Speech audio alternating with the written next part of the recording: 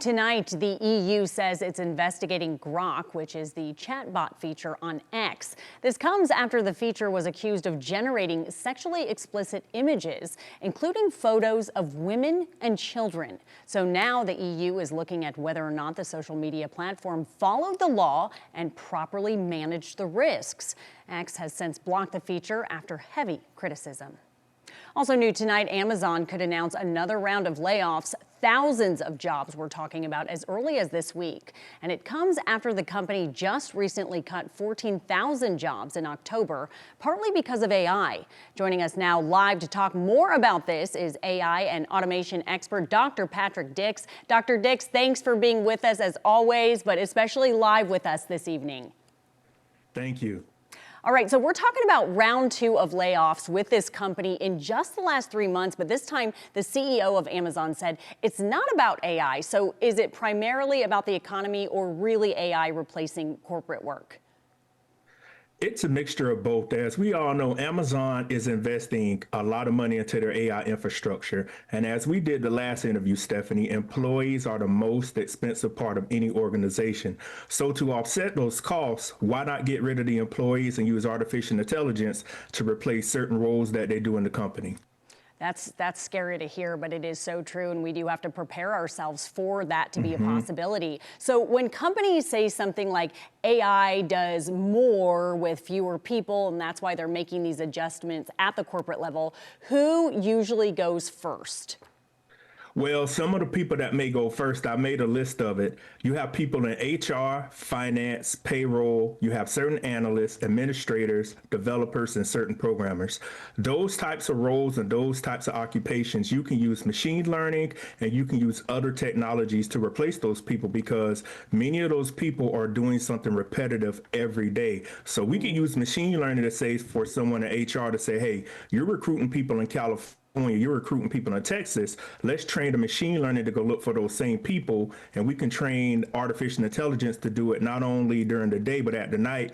And when someone gets to work in the morning, they'll have an email full of prospective candidates.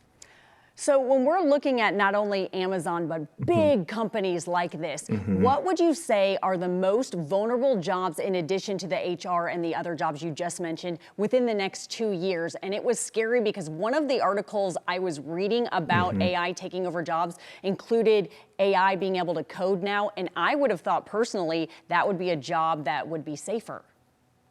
Well, any of those jobs in the companies that are repetitive, as I just previously stated, and certain jobs in the warehouse. Again, those jobs to where you're taking something from 1, you're taking it to 2, you are taking it to 3.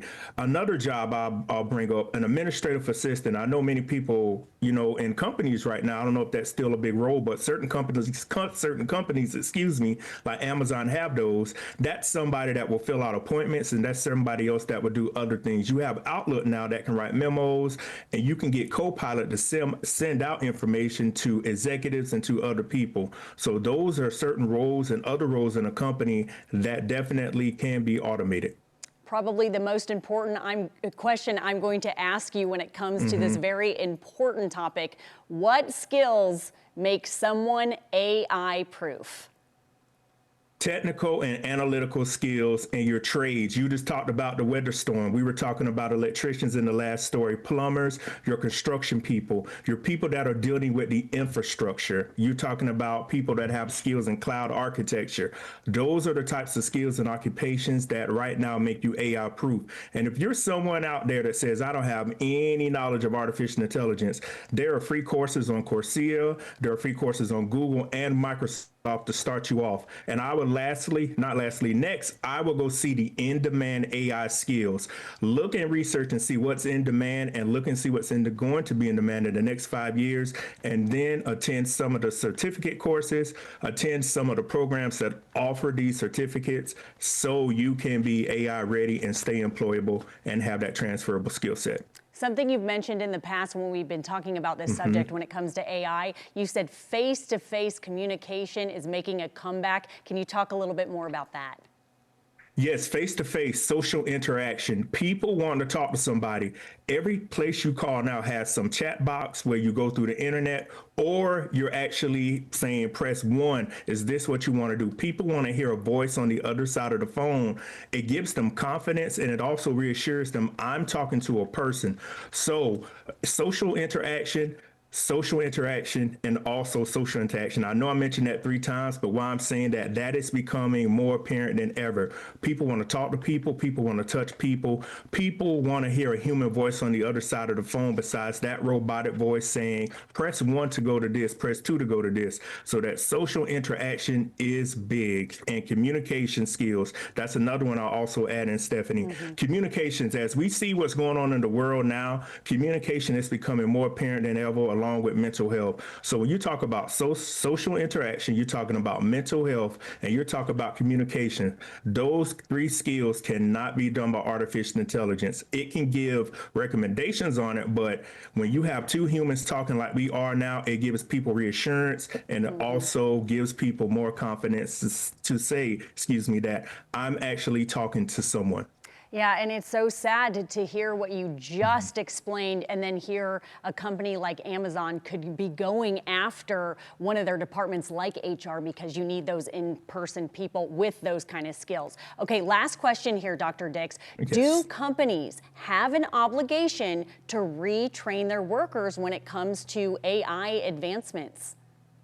No company has an obligation to train you. It is up to the employee. Employees are going to have to take their career, they're going to have to take their skill sets and put it in their own hands.